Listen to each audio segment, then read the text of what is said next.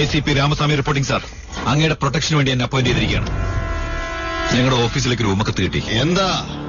ഇന്ന് രാത്രി 10 മണിക്ക് നിങ്ങളെ ഒരു ഗ്യാങ് കൊലപ്പെടുത്തുമെന്ന് ഭീഷണിപ്പെടുത്തിയിരിക്കുകയാണ്. പറയുന്നത്? അതുകൊണ്ട് നിങ്ങളുടെ മീറ്റിംഗ് ക്യാൻസൽ ചെയ്ത് തിരുനെൽവേലി. ആരോടാടോ താമെന്ന് മീറ്റിംഗ് ക്യാൻസൽ ചെയ്യാൻ പറയുന്നത്? ഇരുമ്പ് നെഞ്ചോടാ ഇത്. നിങ്ങൾ മീറ്റിംഗിന് പോകാൻ തീരുമാനിച്ചതുകൊണ്ട് ഞങ്ങളുടെ സെക്യൂരിറ്റി ഫോർമാലിറ്റീസിനെ പറ്റി ഒന്ന് തനിച്ച് സംസാരിക്കണം. ഇവരോടൊക്കെ ഒന്ന് പുറത്തേക്ക് നിൽക്കാൻ പറയണം.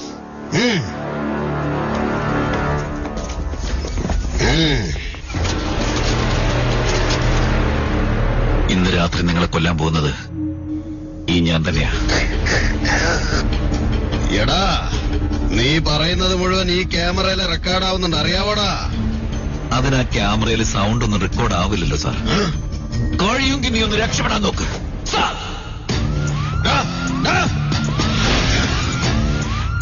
നിങ്ങൾ എപ്പോഴും ഈ ഫോൺ പോക്കറ്റിലിടുന്നത് ഹാർട്ടിന് നല്ലതല്ല. ഹാർട്ടൊക്കെ മാറ്റി വെച്ചിട്ട് തന്നെയാണ് ഞങ്ങൾ രാഷ്ട്രീയത്തിലോട്ട് വന്നത്.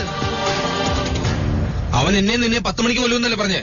അതേ കൂട്ടത്തിൽ വെച്ച് 9:30 മണിക്ക് ഞാൻ അവനെ കൊല്ലാൻ പോവാ. അതുപോലെ ഗുജറാത്തിൽ നിന്ന് ഫോൺ വന്നിട്ടുണ്ട്. 2 ദിവസം കൊണ്ട് പണം ഡോളറാക്കി മാറ്റും. നമുക്ക് ഉടനെ പോണം. ഇപ്പൊ ഞാൻ ആ മൂഡിലല്ല. അവിടെ നടക്കുന്ന മീറ്റിംഗിൽ ഇന്റലിജൻസിന്റെ ആളുകളുണ്ടാവും. റിട്ടയർഡായ നിങ്ങളെ ആരെയും അവർ തിരിച്ചറിയാൻ പോകുന്നില്ല.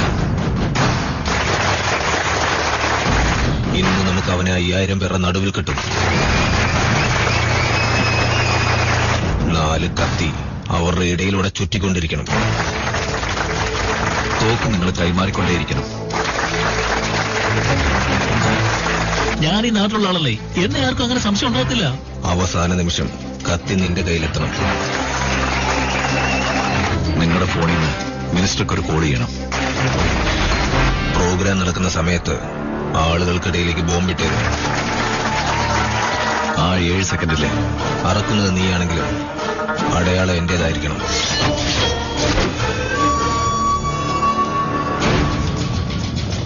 മൂന്നാം വർഷത്തെ ഇലക്ഷന് വേണ്ടിയുള്ള പ്രതിയോഗമാണ് ഇപ്പോൾ ഇവിടെ നടന്നുകൊണ്ടിരിക്കുന്നത്.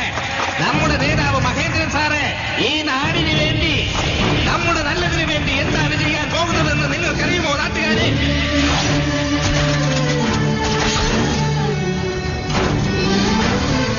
മഹേന്ദ്രൻ സാറിന്റെ നല്ല മനസ്സ് വെച്ച് നോക്കുമ്പോൾ നമ്മുടെ നാട് ഇനിയും പുരോഗമനത്തിന്റെ പാതയിലൂടെ.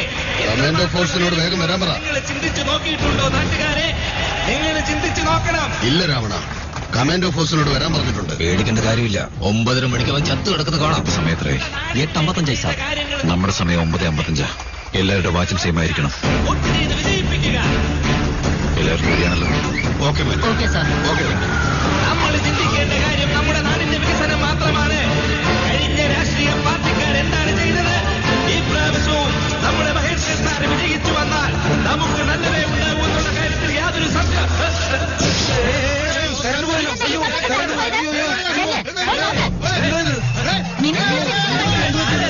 എന്തുപറ്റി?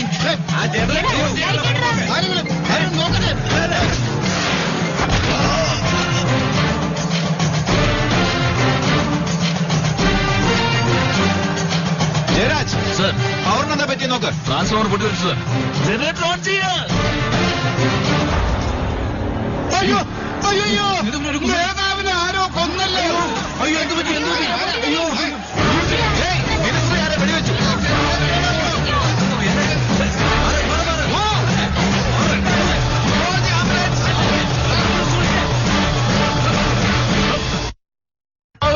ഞങ്ങളുടെ നേതാവ് പോയല്ലോ.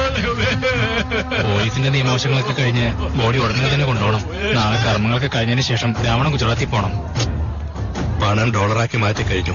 നാളെ കഴിഞ്ഞ് രാവിലെ സൂറത്തിൽ നിന്ന് വണ്ടി മൂവ് ചെയ്തേ പറ്റുള്ളൂ. രാവണ, ഒരു പ്രാവശ്യമെങ്കിലും നീ ശ്രീലങ്കയിലേക്ക് വരണം. ചത്തവന്റെ പിന്നാലെ പ്രാർത്ഥനയുമായിട്ട് വരാനാണ് അമ്മേന്റെ അടുത്ത് പറയുന്നത്. നിന്റെ അലയുന്ന മനസ്സും ശരീരവും ഒന്ന് ദൃഢമാക്കി അവനെ നശിപ്പിക്കാനുള്ള വരം എന്നിൽ നിന്ന് വാങ്ങിയിട്ട് പോകൂ. സാർ, മന്ത്രി കൊല്ലപ്പെട്ടതിനെ കുറിച്ച് സാറിന് എന്താണ് ആ സംഭവത്തെ പറ്റി പറയാനുള്ളത്? മന്ത്രിക്ക് നേരെ ഭീഷണി ഉണ്ടായിരുന്നു.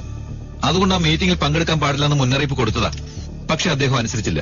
സർ, ഇതിനെതിരെ പോലീസ് എന്ത് നടപടിയാണ് സ്വീകരിക്കാൻ പോകുന്നത്? അതിന് വേണ്ടുന്ന നടപടികളൊക്കെ എടുത്തിട്ടുണ്ട്. ആദ്യം രാവണശിവയ്ക്കുള്ള പ്രൊട്ടക്ഷനാണ് ഏർപ്പെടുത്തിയിരിക്കുന്നത്.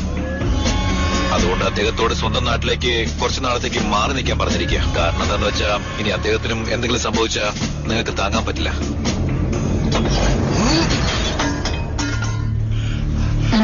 ശരി അങ്ങനെ ചെയ്യാം. എന്താ പോലെ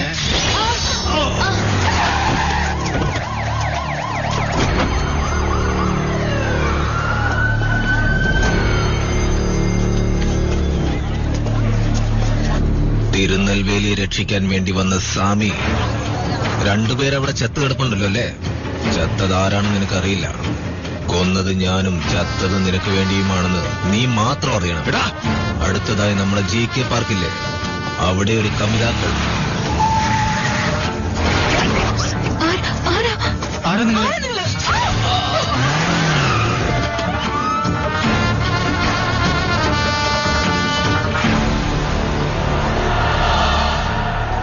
രാവണ ശിവ, ഞാൻ അവിടെ വന്ന് നിനക്ക് കൊള്ളി വെക്കുന്നിടം വരെ ഇങ്ങനെ ചത്തു വീണുകൊണ്ടിരിക്കും. എന്താണ് അവിടെ നടക്കുന്നത്? ഇപ്പൊ കൂടെ രണ്ടുപേരും മരിച്ചല്ലോ. സെറ്റ് മുഴുവൻ ആകെ പ്രശ്നമായിരിക്കാണ്. സാർ, രാവണശിവ എയർപോർട്ട് റൂട്ടിൽ കൂടിയാണ് പോയിക്കൊണ്ടിരിക്കുന്നത്. എന്താടാ മണം പിടിച്ചെന്റെ പുറകെ വരുവാണോ നീ? അവിടെ നോർത്ത് ടൗണിൽ പേട്ട റൂട്ടിൽ ഒരു കാർ നിപ്പുണ്ട്. ഇനി കുറച്ചു നേരം കൂടി കഴിഞ്ഞാൽ ആ കാറിൽ വേറൊരു കാർ വന്നിരിക്കും. ആ കാർ മൂലം ട്രെയിൻ മറിഞ്ഞ് 1000 പേര് മരിക്കും. അല്ലെങ്കിൽ കാറിനകത്തുള്ള 4 പേരെങ്കിലും മരിക്കും. വേണ്ട, പറ്റുമെങ്കിൽ രക്ഷിക്കടാ പോയി.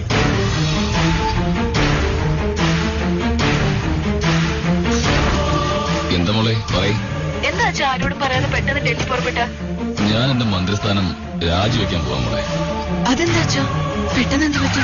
കാര്യം പറ്റുന്നില്ല മോളെ.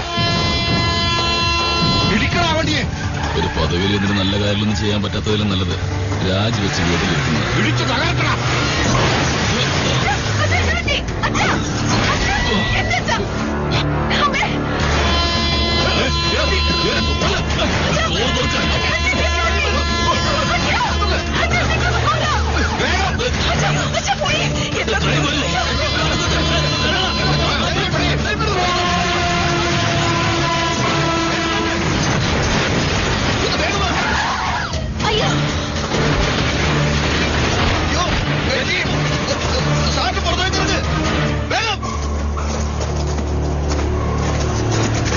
മന്ത്രി സാറിനൊരു അനക്കമല്ലേ സാറ്? സാർ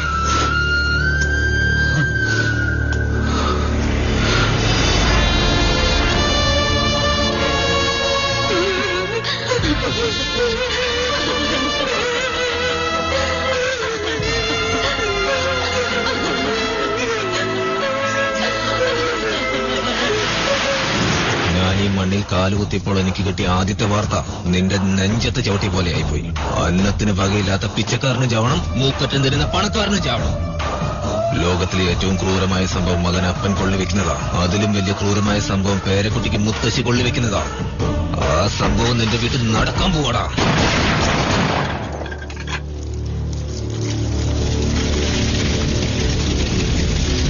ഇന്നലെ രാവണശിവ താങ്കളുമായി സംസാരിച്ചത് ശ്രീരംഗിൽ നിന്നുമാണ് സാർ. എന്നാൽ ഇപ്പോ അവൻ ട്രിവാൻഡ്രത്ത് നിന്നും സൂറത്തിലേക്ക് ട്രാവൽ ചെയ്യുന്നതായിട്ട് എയർ ഇന്ത്യ നമുക്ക് റിപ്പോർട്ട് ചെയ്തിട്ടുണ്ട് സാർ. എന്നാൽ അവൻ ഇന്ത്യക്കകത്ത് വന്നതായിട്ട് ഇമിഗ്രേഷനിൽ എൻട്രി ഇല്ല സാർ. തിരുവനന്തപുരത്ത് കള്ളപ്പയിലായിരിക്കും വന്നത്. ചെക്ക്